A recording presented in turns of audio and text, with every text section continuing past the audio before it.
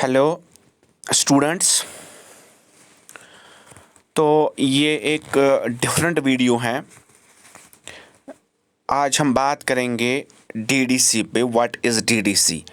District development council के जो आजकल इलेक्शन चल रहे हैं वो क्या है, उन पे हम बात करने वाले हैं अभी। तो वो क्या है, वो डिस्ट्रिक्ट डेवलपमेंट काउंसिल क्या है, और ये इलेक्शन जो आजकल हो रहे हैं ये किस चीज़ के लिए हो रहे हैं और क्यों हो रहे हैं, इसके लिए हम बात करेंगे। देखिए, आपको पता है कि जो जम्मू एंड कश्मीर स्टेट हैं, इसमें एक बहुत बड़ी चेंज हुई थी 5 अगस्त 2019 को। यानी 5 अगस्त 2019 को यहाँ पे चेंज हुई थी, और उसमें जो J&K स्टेट का एक स्पेशल स्टेटस था वो ख़त्म कर दिया गया, और इस स्टेट को रिड्यूस किया गया from a specially created state to a union territory. ठीक है ना, क्योंकि ये एक इंडियन कॉन्स्टिट्यूशन में अलग से इसके लिए एक आर्टिकल था, आर्टिकल 370, जो यहाँ के लोगों को बहुत ज़्यादा फ़ायदा दे रहा था। ठीक है ना, यहाँ के अपने स्टेट सब्जेक्ट लॉ था। यहाँ जो है कोई बाहर का आदमी ज़मीन नहीं खरीद सकता था, तो यहाँ जो सिटीज़नशिप राइट्स थे वो बहुत ही रेस्ट्रिक्टेड थे। बाहर का यहाँ पे कोई सिटीज़न नहीं बन सकता था। तो ये सारी चीज़ें यहाँ पे थी, लेकिन ये सब चीज़ें ख़त्म कर दी गई, और उसके बाद यहाँ पे एक सिलसिला हुआ पूरे लॉज को चेंज करने का। एक पूरा साल जो अगस्त 2019 से लेके आप समझ लीजिए कि उसके बाद अक्टूबर से लेके इस साल के अक्टूबर तक पूरा जो एक साल था, इस साल में बहुत सारे लॉज यहाँ पे इम्प्लीमेंट कर दिए गए, और बहुत सारे लॉज जो हैं यहाँ पे लाए भी गए, और कुछ अमेंडमेंट्स भी की गई बहुत सारे लॉज में। तो उन्हीं अमेंडमेंट्स में एक अमेंडमेंट जो थी वो 17 अक्टूबर 2000, क्या कहते हैं इसको, 17 अक्टूबर 2000 17 अक्टूबर 2020 को यहाँ पे एक चेंज की गई थी, किसमें, जम्मू एंड कश्मीर पंचायत एक्ट में। जो Jammu and Kashmir panchayat Raj act 1989 है, उसमें भी एक बहुत बड़ी अमेंडमेंट की गई। अब वो अमेंडमेंट क्या की गई कि उस अमेंडमेंट के करने के बाद यहाँ पे एक जो पंचायत राज सिस्टम है उसे बराबर लाया गया। जो 73rd अमेंडमेंट के ज़रिए से एक 3 टायर सिस्टम क्रिएट किया गया। एक जो पंचायत समिति होती हैं, फिर ब्लॉक डेवलपमेंट काउंसिल्स होते हैं, उसके बाद जो है एक डिस्ट्रिक्ट काउंसिल्स होते हैं। तो वह उसी तरह पे जो है इसको चेंज करके पंचायत राज एक्ट को, और जो है एक डिस्ट्रिक्ट डेवलपमेंट काउंसिल जो है डीडीसी जो है वो क्रिएट किए गए। क्या किए गए? डीडीसी क्रिएट किए गए, डिस्ट्रिक्ट डेवलपमेंट काउंसिल्स क्रिएट किए गए। अब जब ये डिस्ट्रिक्ट डेवलपमेंट काउंसिल्स क्रिएट किए गए तो इसमें क्या कर दिया गया कि जो हर डिस्ट्रिक्ट है उसको डिवाइड किया गया इनटू 14 इलेक्टोरल कॉन्स्टिट्यूएंसीज। तो 14 इलेक्टोरल कॉन्स्टिट्यूएंसीज में, टेरिटोरियल कॉन्स्टिट्यूएंसीज में इसको डिवाइड कर दिया गया, और हर कॉन्स्टिट्यूएंसी से कहा गया कि एक मेंबर जो है वो डायरेक्टली इलेक्ट हो जाएगा। इसका क्या मतलब हुआ कि 14 डायरेक्टली इलेक्टेड मेंबर्स होंगे किसके? डिस्ट्रिक्ट डेवलपमेंट काउंसिल के। District development council now compromises of 14 directly elected members. ठीक है ना, अब इसमें 14 डायरेक्टली इलेक्टेड मेंबर्स होंगे, और इन्हीं 14 हर डिस्ट्रिक्ट में जो है इन्हीं मेंबर्स का इलेक्शन आजकल चल रहा है। आपको पता है टोटल जम्मू एंड कश्मीर में 22 डिस्ट्रिक्ट्स थे। 15 अगस्त के बाद जब स्टेट को डिवाइड किया गया, उसको डाउनग्रेड किया गया, उसके बाद यूनियन टेरिटरी यहाँ पे लाई गई, जो कि 1 अक्टूबर से यहाँ पे चली। तो जो यहाँ पे लद्दाख था उस के जो 2 डिस्ट्रिक्ट्स थे लेह एंड कारगिल वो अलग किए गए। अब यहाँ पे 20 डिस्ट्रिक्ट्स हैं, तो 20 × 14 जो हैं वो 280, यानी 280 सीट्स के लिए आजकल जम्मू एंड कश्मीर में डीडीसी का इलेक्शन चल रहा है और डिफरेंट फेजेस में चल रहा है, ठीक है ना। अब ये 14 डायरेक्टली इलेक्टेड मेंबर्स होंगे जो कि 14 टेरिटोरियल कॉन्स्टिट्यूएंसी से इलेक्ट हो जाएंगे, और उसके अलावा जो एमएलएज हैं, जो एक डिस्ट्रिक्ट के एमएलएज होते हैं, तो वो भी डीडीसी के मेंबर्स होंगे। उसके अलावा जो chairperson of all block development councils, जितने भी बीडीसी के चेयरपर्सन्स हैं वो भी क्या होंगे, वो भी डीडीसी के मेंबर्स होंगे, ठीक है ना। तो अब आप समझेंगे जो एमएलएज हैं, तो एमएलए जो हैं उनका कोई डायरेक्ट इलेक्शन नहीं होगा, और जो ब्लॉक डेवलपमेंट काउंसिल्स के हैं उनके लिए भी इलेक्शन नहीं होगा, वो ऑलरेडी चुने हुए हैं, तो वो भी इस डिस्ट्रिक्ट डेवलपमेंट काउंसिल के मेंबर्स होंगे, ठीक है ना। आप ये बात याद रखिए। उसके अलावा जो डिस्ट्रिक्ट डेवलपमेंट काउंसिल होगा, इसमें जो है 33% रिजर्वेशन होगी फॉर वुमेन। कितनी? 33% इसमें रिजर्वेशन होगी फॉर विमेन। तो विमेन के लिए यहाँ पे 33% रिजर्वेशन होगी। इसलिए आप बहुत ज़्यादा वुमेन कैंडिडेट्स को देखते हैं बहुत सारी जगहों पे। वुमेन कैंडिडेट जो हैं आप फेसबुक पे या सोशल मीडिया पे उनके बहुत इंटरव्यूज़ देखते हो। कोई कहता है डिस्ट्रिक्ट डेवलपमेंट प्रोग्राम है, full form district development council की, तो कोई कुछ और बोलता है। खैर वो एक अलग मसला है, उस पर जो कॉमेडियंस ने बहुत कॉमेडी की है, तो वो अलग चीज़ है। तो मैं बता दूं कि 33% जो है वो रिजर्वेशन यहाँ पे इनके लिए होनी चाहिए, किनके लिए? वुमेन के लिए। उसके अलावा जो एसटी है और जो एससी हैं, यानी schedule caste and schedule tribe, उनके लिए क्या होगा? उनके लिए भी रिजर्वेशन होगी as per their population in the district, यानी जितनी भी उनकी डिस्ट्रिक्ट में पॉपुलेशन होगी उसके हिसाब से उनको रिजर्व किए जाएंगे उनकी सीट्स को। तो ये भी आप एक चीज़ याद रखिए, ठीक है ना। अब इसमें क्या होगा, जो डिस्ट्रिक्ट डेवलपमेंट काउंसिल होगा, इसमें जितने भी मेंबर्स होंगे, चाहे वो डायरेक्टली इलेक्टेड हैं, चाहे वो डायरेक्टली इलेक्टेड नहीं है, जैसे एमएलएज हुए या चेयरपर्सन ऑफ बीडीसीज हुए, तो उनमें क्या होगा कि वो जो हैं वो उन सबको राइट टू वोट होगा मीटिंग्स में। जब भी मीटिंग्स होगी तो उनको राइट टू वोट होगा। ये भी याद रखिए, कम से कम साल में 4 मीटिंग्स होनी है। कितनी मीटिंग्स? 4 मीटिंग्स। कम से कम साल में 4 मीटिंग्स होंगी। तो इस लिहाज से क्या होगा, उन सबको मीटिंग में जो है वो राइट टू वोट होगा।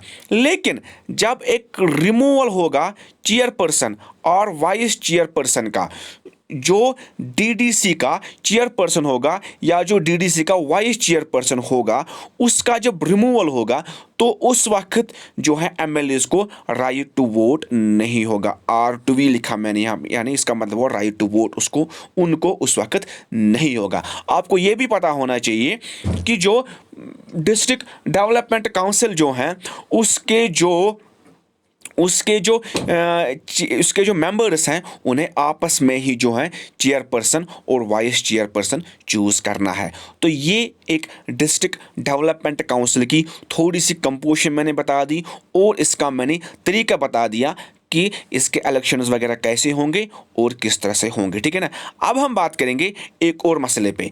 तो वो मसला ये है कि क्या डिस्ट्रिक्ट डेवलपमेंट काउंसिल जो है, क्या ये एमएलए के पावर्स को रिड्यूस करेगा? देखिए ये चीज़ मैंने यहाँ पे क्यों कही, मैं भी एक गांव में रहता हूँ। मैं जब बाहर जाता हूँ तो मैं बहुत सारी जगहों पे, हालांकि मैं कम ही बैठता हूँ आसपास, लेकिन जहाँ पे बैठता हूँ मैं कभी कभी जब इस पर बात कोई करता है, हालांकि इस पर बहुत कम लोग बात करते हैं, लेकिन जब भी उठते हैं तो वे ज़रूर कहते हैं कि जो डीडीसी मेंबर्स हैं वो उनके पास बहुत ज़्यादा पावर्स होंगे,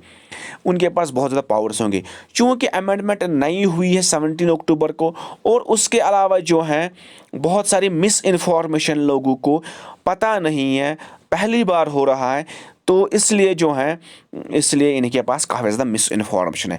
तो मैं कहूँगा will DDC reduce powers of MLAs? मैं कहूँगा ए बिग नो, नहीं, बिल्कुल भी नहीं, वो इनके पावर्स को रिड्यूस नहीं करेगी।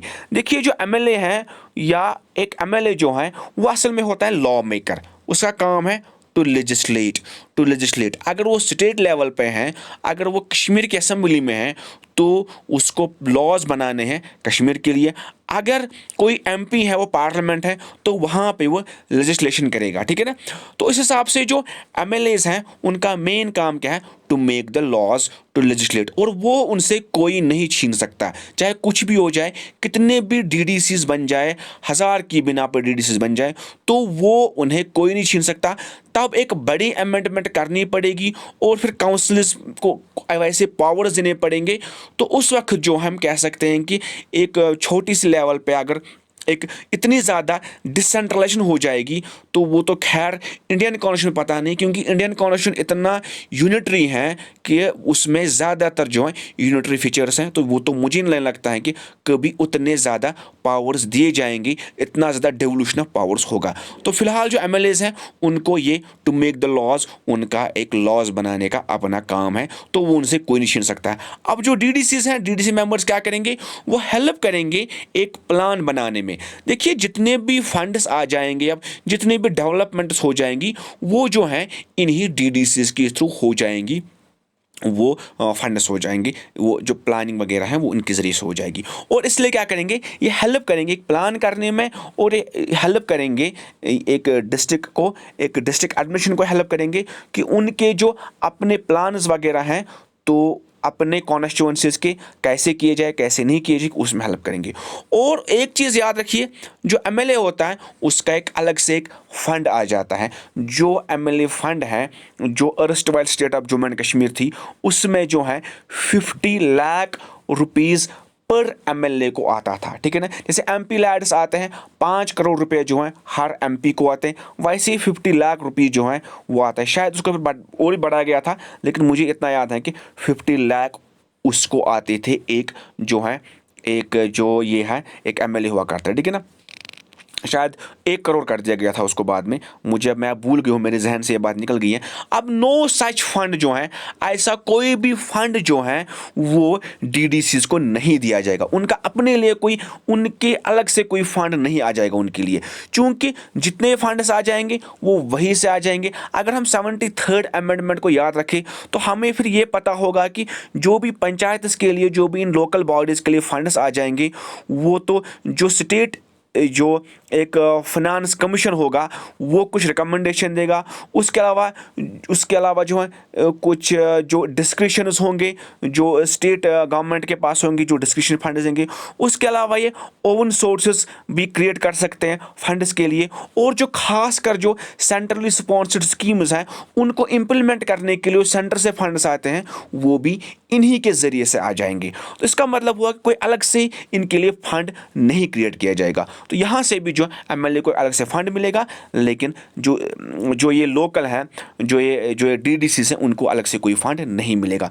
तो 5 ईयर टर्म जो है, तो 5 ईयर टर्म एमएलए के लिए भी हैं और वो जो है डीडीसी कैंडिडेट के लिए भी। तो यहाँ पे जो है ये थोड़े से बराबर हमें नजर आते हैं।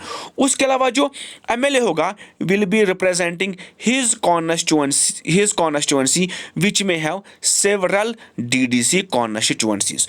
तो अब इसका क्या मतलब हुआ कि जो एक एमएलए की अपनी कॉन्स्टिट्यूएंसी होगी, सपोज आप एग्जांपल कर दीजिए कि पुलवामा एक कॉन्स्टिट्यूएंसी है, तो उस एक असेंबली कॉन्स्टिट्यूएंसी है, तो उसमें जितने भी जो क्या कहते हैं आपकी, उसमें कई सारे जो हैं वो ये डीडीसी कॉन्स्टिट्यूएंट्स आ सकते हैं। यानी एक असेंबली कॉन्स्टिट्यूएंसी में कई सारे जो हैं 3-4 भी हो सकते हैं फॉल एक डीडीसी कॉन्स्टिट्यूएंसीज। तो इस तरह से जो है, जो एक एमएलए होगा उसकी रिप्रेजेंटेशन लार्जर होगी as compare to DDC. DDC candidate क्या होगा कि वो सिर्फ अपनी जो है only represent his her constituency which fall in larger assembly constituency, ठीक है ना। तो जो उसके असेंबली कॉन्स्टिट्यूएंसी में जो उसका छोटा सा हिस्सा आएगा एक डीडीसी कॉन्स्टिट्यूएंसी, उसको रिप्रेजेंट करेगा, और जो एमएलए होगा वो लार्जरली जो है एक असेंबली को रिप्रेजेंट करेगा, अपनी असेंबली कॉन्स्टिट्यूएंसी को, जिसमें कई सारी डीडीसी कॉन्स्टिट्यूएंसीज आ सकती है, ठीक है ना। और दूसरी बड़ी बात क्या होगा, will represent the constituency at state union territory level. मैंने यहाँ पे स्टेट भी लिखा क्योंकि कहते हैं कि आगे जो है एक स्टेट बन जाएगी दोबारा से, एक ख्वाब है कई लोगों का, कहते हैं कि कम से कम अगर स्पेशल स्टेटस नहीं तो कम से कम जो है इसको एक स्टेट ही वापस आप कन्वर्ट कर दीजिए। तो उस वक्त मैं स्टेट की बात कर रहा हूँ, उस वक्त तुम स्टेट यूज़ करेंगे। तो वो जो एमएलए होगा वो अपनी इस कॉन्स्टिट्यूंसी को रिप्रेजेंट करेगा एक स्टेट लेवल पे, एक यूनियन टेरिटरी की लेवल पे। और जो एक ये होगा डीडीसी मेंबर, तो वो इसको एक डिस्ट्रिक्ट लेवल पे क्या करेगा, इसको एक रिप्रेजेंट करेगा। उसके अलावा जो दोनों में फ़र्क है, जो एमएलए होगा वो मेंबर है डिस्ट्रिक्ट डेवलपमेंट काउंसिल का बाय डिफ़ॉल्ट, और जो डीडीसी है वो असेंबली का मेंबर नहीं है। और यहाँ पे भी जो एमएलए हैं उसकी जो इंपॉर्टेंस है वो ज़्यादा नज़र आती है as compare to the DDC member, ठीक है ना।